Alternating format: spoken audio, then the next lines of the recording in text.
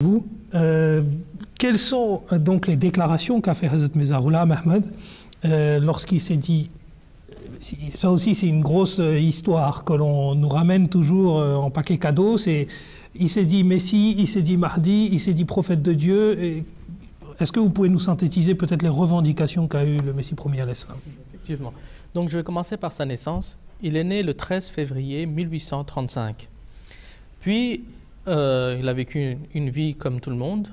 Il allait à la prière, à la mosquée, et son père, il disait toujours que mon fils, ce fils-là, il est toujours à la mosquée. Et c'est seulement en 1882 qu'il a reçu la première révélation qu'il est le réformateur du temps. Donc il a reçu cette révélation et il l'a dit ouvertement. Mais il n'a pas pris à ce moment-là le serment d'allégeance aux personnes qui voulaient lui suivre et qui voulaient prendre sa baya.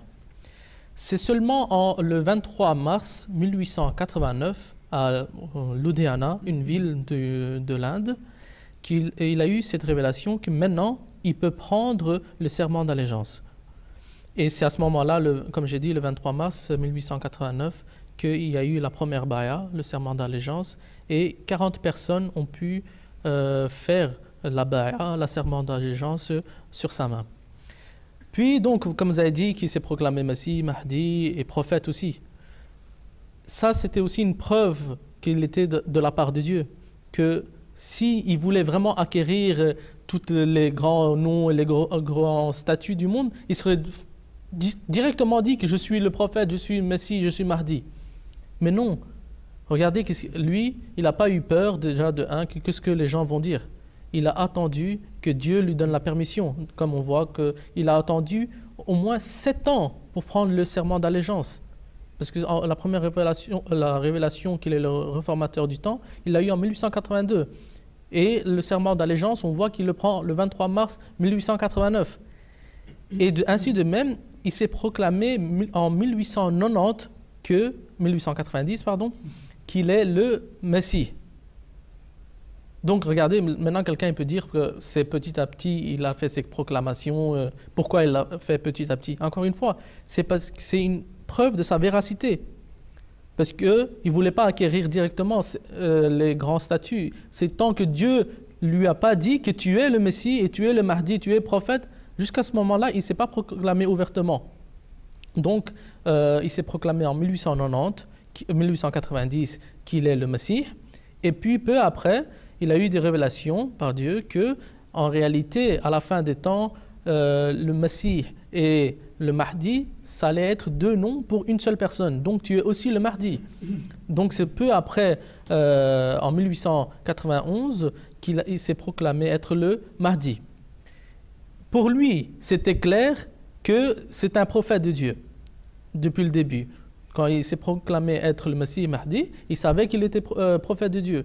Et ses suivants aussi, la plupart, ils étaient sûrs que c'est un prophète de Dieu parce que le saint prophète, sallallahu alayhi wa sallam, c'est lui qui avait prophétisé qu'à la fin des temps, lorsque le Messie va venir, il sera Nabiullah. Dans un hadith de Muslim, il a dit 4 fois Nabiullah. Qu'il va descendre, il sera Nabiullah, il sera Nabiullah, 4 fois il a répété. Et comme le sujet d'aujourd'hui aussi, je voudrais rajouter que d'après le Saint-Coran, la finalité du prophétat ne s'est pas terminée au Saint-Prophète sallallahu alayhi wa sallam. Le prophétat continue, sauf que le système de prophétat a changé de notion. Maintenant, la personne qui allait devenir prophète, c'est en suivant les préceptes du Saint-Prophète sallallahu alayhi wa sallam, et il allait être un prophète subordonné.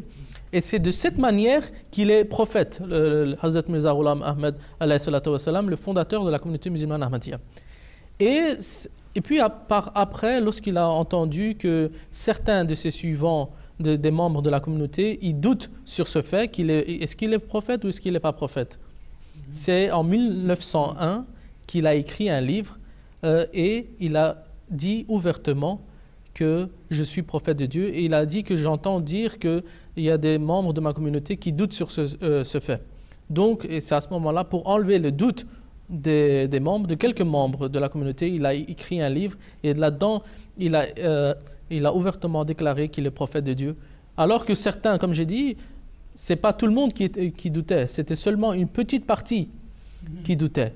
Mais c'est jusqu'à la fin des temps, il a voulu enlever ses doutes que est-ce qu'il est prophète ou pas. Il a écrit ce livre et il a déclaré ouvertement qu'il est prophète de Dieu, comme prophétisé par le saint prophète sallallahu alayhi wa sallam et par le Saint-Coran.